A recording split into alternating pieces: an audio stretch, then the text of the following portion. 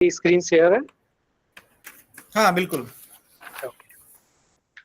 तो आज के इस डिस्कशन प्रोग्राम में कुल 5 मॉड्यूल दिए गए हैं। पहला मॉड्यूल है departmental profile updation on website, faculty staff profile updation on website. ये दोनों जो टॉपिक है जो वेबसाइट से रिलेटेड है।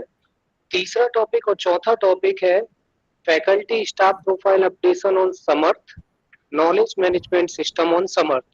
ये दोनों टॉपिक समर्थ से रिलेटेड है। और पांचवा विद्वान प्रोफाइल अपडेशन, इसकी जानकारी डॉक्टर अनुराग श्रीवास्तव जी आपको देंगे। मैं फिलहाल चालू करना चाहता हूं थर्ड और फोर्थ पॉइंट से, faculty staff profile updation on Samarth और knowledge management system on Samarth. इसको एक एग्जाम्पल तरीके से ही बताऊंगा मैं, कोई प्रेजेंटेशन या पीपीटी के थ्रू नहीं, बल्कि लाइव पोर्टल में ही दिखाएंगे। ये मैंने अपने खुद की प्रोफाइल लॉगिन की है। लॉगिन करने के लिए सिंपल इसको पहले मैंने लॉग आउट किया। इसमें यूआरएल हमारा dhsgu.samarth.ac.in, ये यूआरएल है।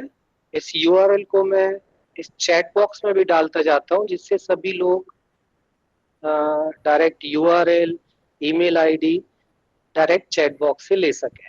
मैं चैट बॉक्स में पेस्ट करता जाता हूँ जो जो इम्पोर्टेंट चीज है। अब यहाँ पर आपको समर्थ की यूजर नेम और पासवर्ड दिए गए होंगे।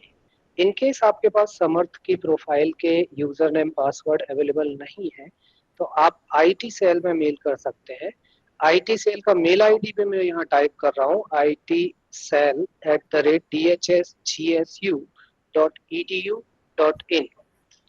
आप इसमें मेल करेंगे तो विद इन अ डे आपको आईडी क्रिएट होके मिल जाएगी। जनरली फैकल्टी की आईडी जो है वो डोफा क्रिएट करता है, और नॉन फैकल्टी मतलब नॉन टीचिंग स्टाफ की जो आईडी है वो एस्टेब्लिशमेंट क्रिएट करता है। बट यदि रिक्वेस्ट आईटी सेल के पास आती है तो आईटी सेल भी मदद करता है इन दोनों डिपार्टमेंट की। तो फिलहाल मैंने अपना यूजर नेम डाला इसमें और पासवर्ड डाला। कैप्चा कोड है, कैप्चा कोड फिल कर लेते हैं, देन लॉगिन करते हैं। लॉगिन करते ही मेरी प्रोफाइल का डैशबोर्ड आ गया। डैशबोर्ड में हमको जाना है एम्प्लॉय सर्विसेज में। एम्प्लॉय सर्विसेज में मैंने क्लिक किया। एम्प्लॉय सर्विसेज में यहाँ पर एम्प्लॉय है, लीव है, करियर एडवांसमेंट स्कीम है। तो अभी हमको प्रोफाइल और नॉलेज मैनेजमेंट सिस्टम केएमएस के बारे में बात कर रहे हैं, इसलिए एम्प्लॉय के अंदर के लिंक में जाना है। हम क्लिक करेंगे प्रोफाइल में, एम्प्लॉय के अंदर प्रोफाइल लिंक में। प्रोफाइल में क्लिक करते ही यहाँ पर आपकी बायोग्राफिकल जो डिटेल है वो सभी आ जाती है। Name, mother name, name in Hindi, gender. इसको यदि आप अपडेट करना चाहते हैं, पहले आप चेक कर लीजिए, यदि ओके है तो ठीक है, अदरवाइज आप रिक्वेस्ट फॉर अपडेट कर सकते हैं। यहाँ आप वर्ड देखेंगे रिक्वेस्ट फॉर अपडेट, सीधा अपडेट नहीं है। इसका मतलब ये है कि ये डायरेक्ट आपकी प्रोफाइल में अपडेट रिफ्लेक्ट नहीं होगा। जब आप अपडेट करते हैं तो ये अपडेट पहले आपकी हायर अथॉरिटी के पास जाता है, जैसे कि फैकल्टी की प्रोफाइल सीधे जाती है डोफा में, और डोफा आपकी फाइल चेक करके और उस डेटा को चेक करने के बाद उसको अप्रूव करती है। अप्रूव होने के बाद ही ये जो डेटा आपने भरा है वो प्रोफाइल में रिफ्लेक्ट होता है। इसीलिए यहाँ वर्ड आता है रिक्वेस्ट फॉर अपडेट।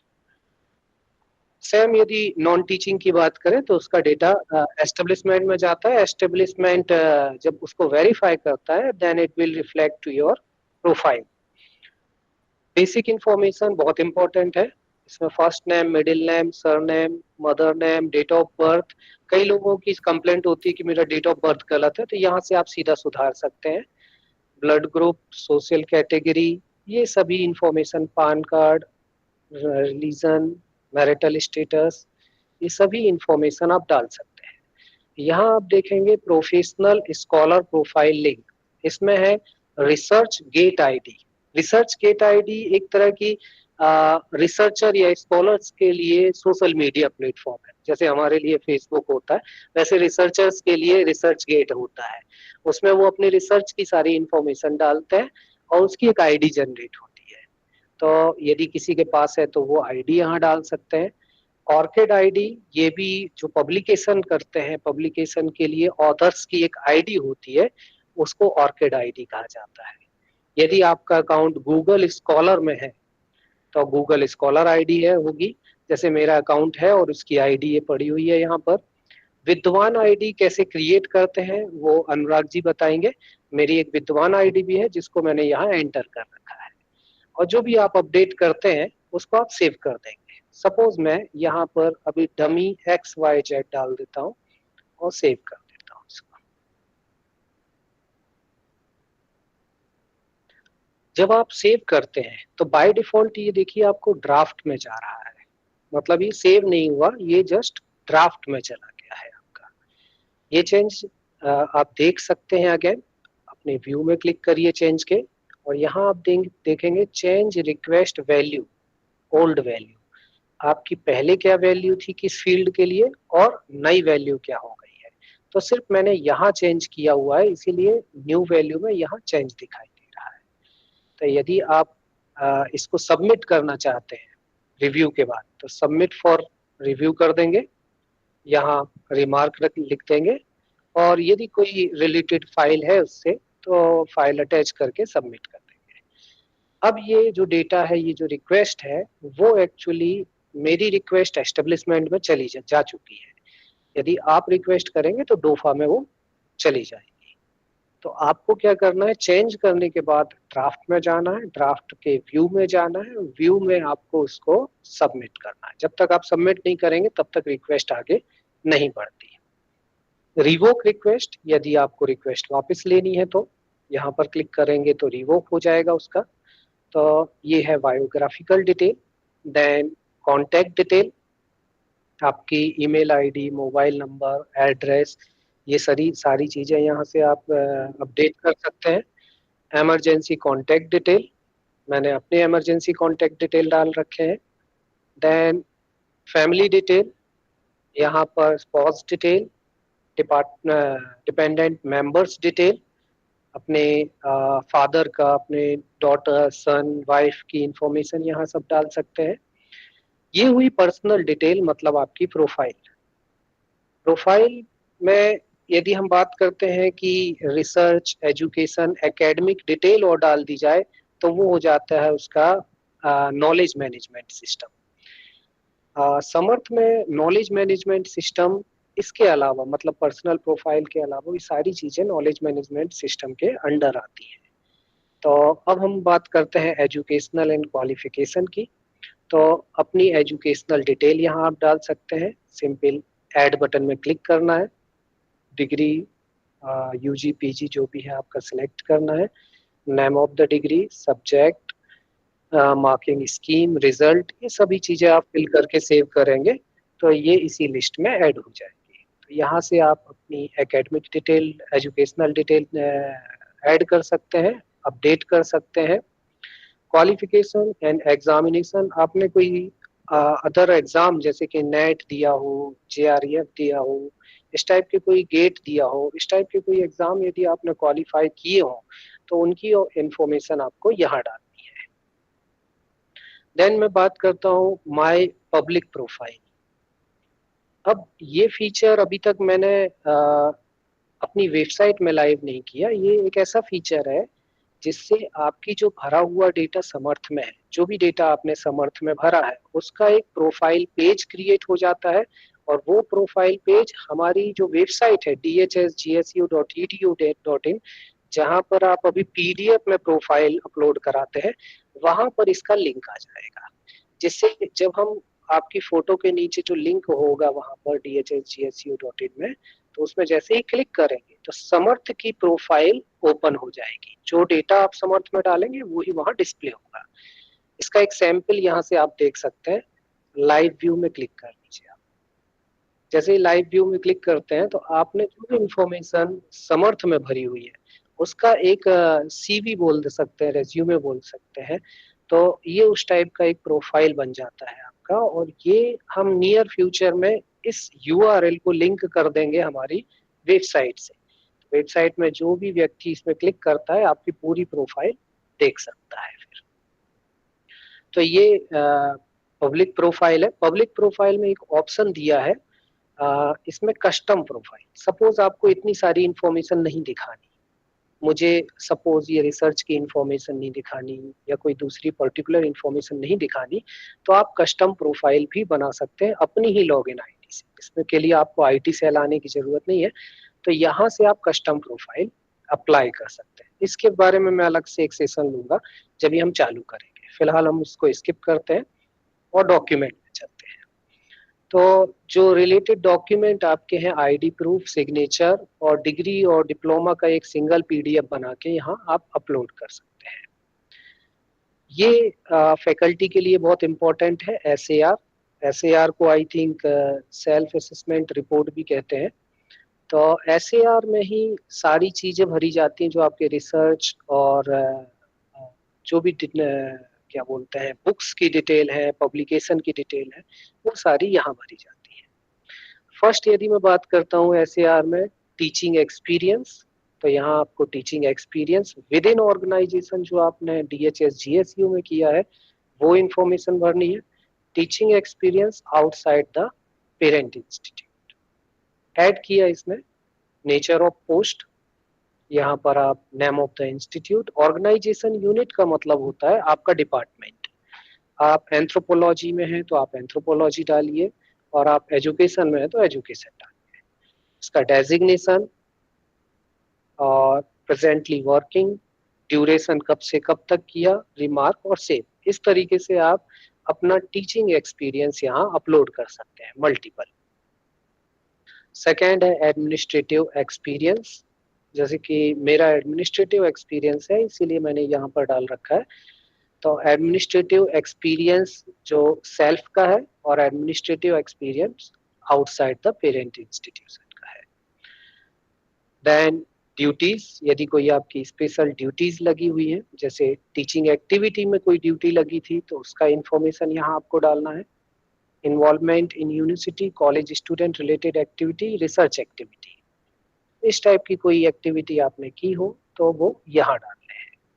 जैसे सपोज मैंने अभी कुछ दिन पहले इसको व्यू करता हूँ मैं, तो एक साइबर सिक्योरिटी के ऊपर मैंने सेमिनार लिया था, उसकी डिटेल मैंने यहाँ डाल दी। ये छोटी छोटी इंफॉर्मेशन डालने से एक ये भी फायदा होता है कि हम कुछ चीजें, काफी चीजें आप करते हैं जो आप भी भूल जाते हैं और स्किप हो जाती है। जब यहाँ आप डालते रहेंगे तो एक बहुत बड़ा कलेक्शन बन जाएगा आपका। और इतना रिच प्लेटफॉर्म आई थिंक बहुत कम जगह मिलता है जितना रिच इस समर्थ पोर्टल में बनाया गया है।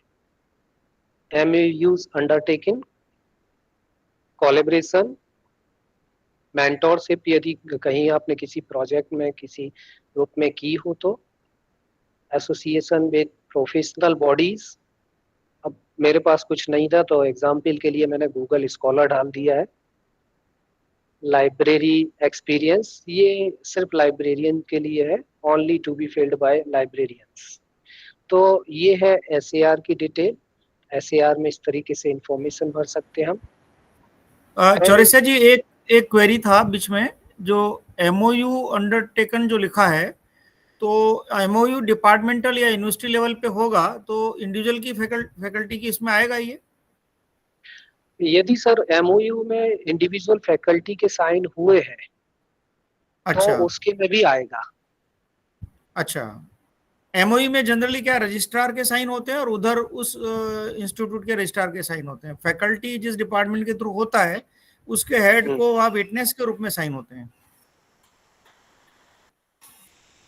तो ये बाय डिफॉल्ट यदि अच्छा, हाँ, आई थिंक ये बाय यदि डिफॉल्ट वो समर्थ का बना हुआ है। हाँ, ये हाँ, बाय डिफॉल्ट समर्थ का सभी फैकल्टी के लिए बना है, स्पेसिफिक एचओडी या रजिस्ट्रार के लिए नहीं बना है। तो अच्छा, आई थिंक सो इसमें ऐसा है कि जो भी फैकल्टी इन्वॉल्व है उसको एमओयू में, तो वो अपने इसमें डाल सकती है प्रोफाइल में।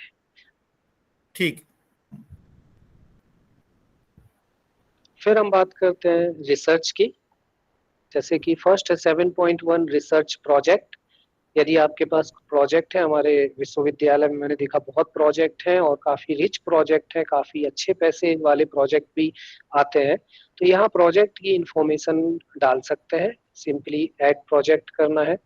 status, title of the project, year of project sanction, date, duration, funding source, type, role and output. इसको सेव कर देना है, आपकी प्रोजेक्ट डिटेल में इसमें आ जाएगी।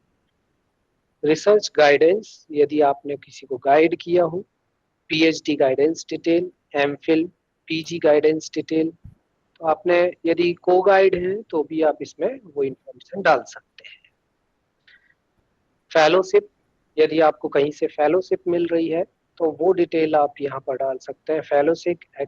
फेलोशिप और एकेडमिक फेलोशिप दोनों है इसमें।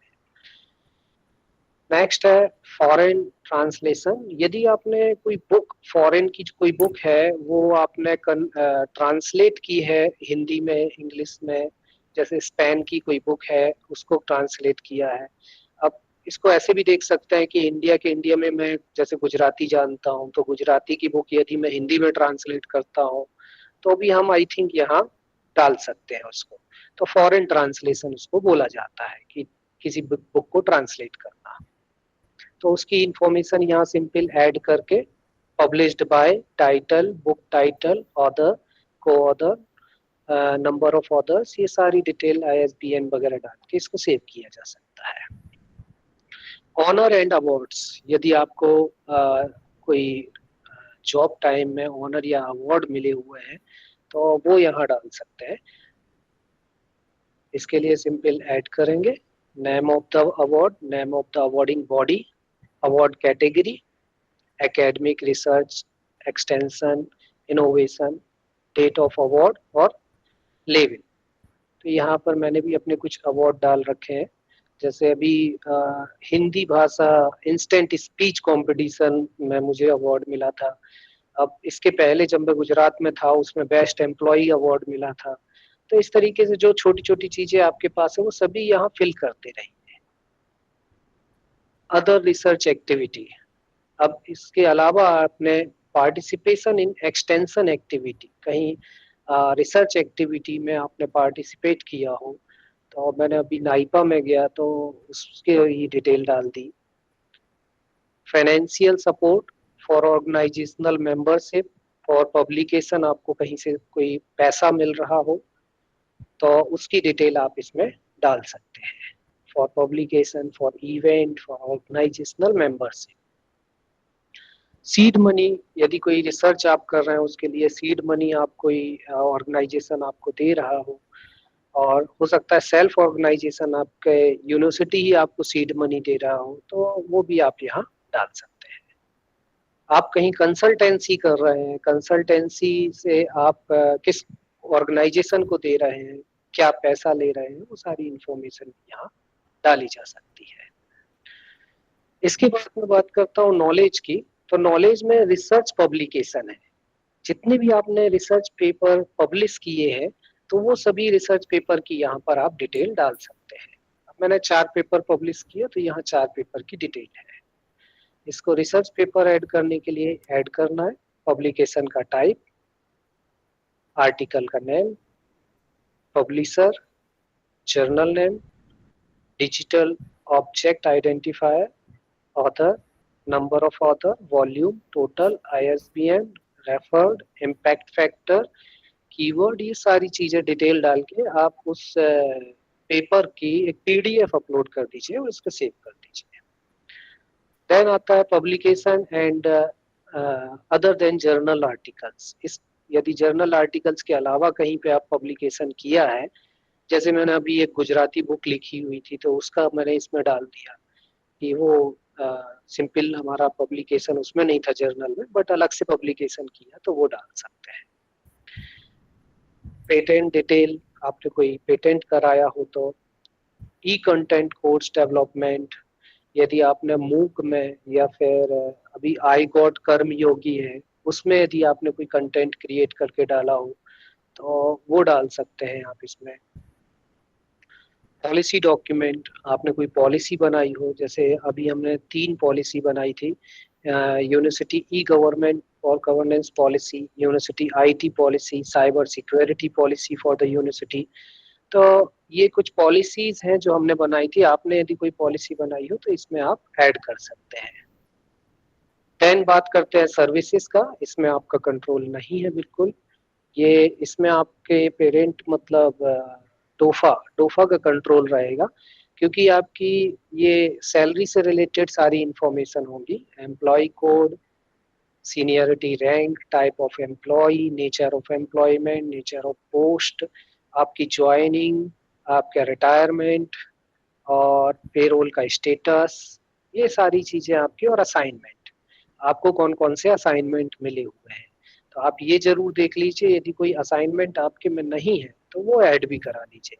सपोज आपका जैसे मेरा एक्चुअल जो पोस्ट है वो है सीनियर सिस्टम एनालिस्ट, और ये मेरा पोस्ट है senior system analyst, but additional incharge मेरा है, एडिशनल असाइनमेंट जो मेरा है वो इंचार्ज आईटी सेल का है।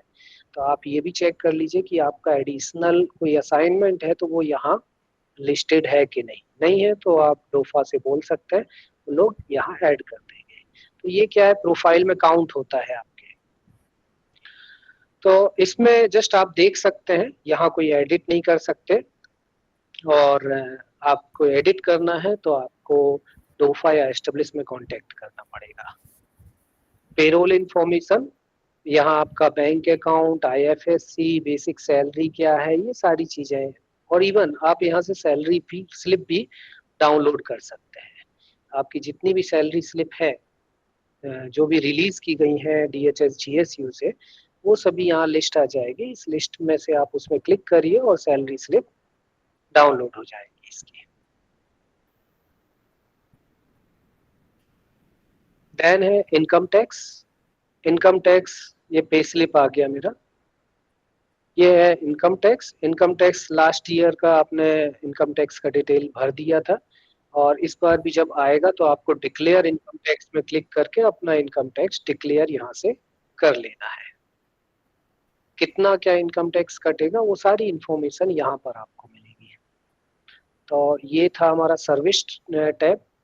देन ट्रेनिंग, यदि आपने कोई ट्रेनिंग दी हो ई लर्निंग की तो यहाँ पर आप डाल सकते हैं उसका। प्रोफेशनल डेवलपमेंट प्रोग्राम यदि आपने किया हो वो आप यहाँ इनपुट कर सकते हैं।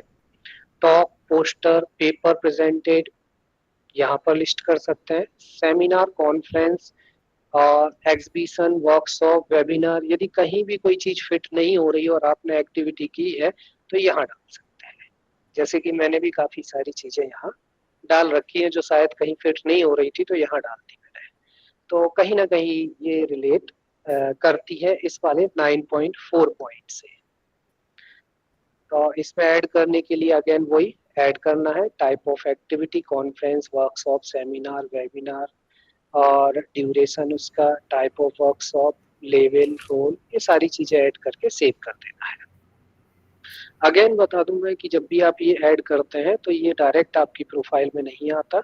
यदि आप पब्लिक प्रोफाइल में चेक करेंगे तो आपको ये रिफ्लेक्शन नहीं मिलेगा जब तक कि डोफा या एस्टेब्लिशमेंट इसको अप्रूव नहीं कर देता। नेक्स्ट है ट्रैवल हिस्ट्री। ट्रैवल हिस्ट्री में यदि आपने कहीं ट्रैवल किया है तो उसकी इंफॉर्मेशन डाल सकते हैं इसमें। तो ये है हमारे प्रोफाइल से रिलेटेड पेजेस और प्लस आपके नॉलेज से रिलेटेड पेजेस।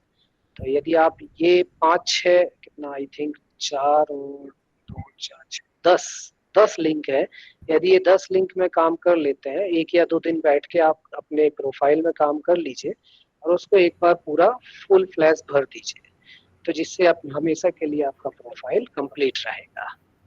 तो यहाँ पर पूरा होता है हमारा स्टार्टिंग के 3rd और 4th पॉइंट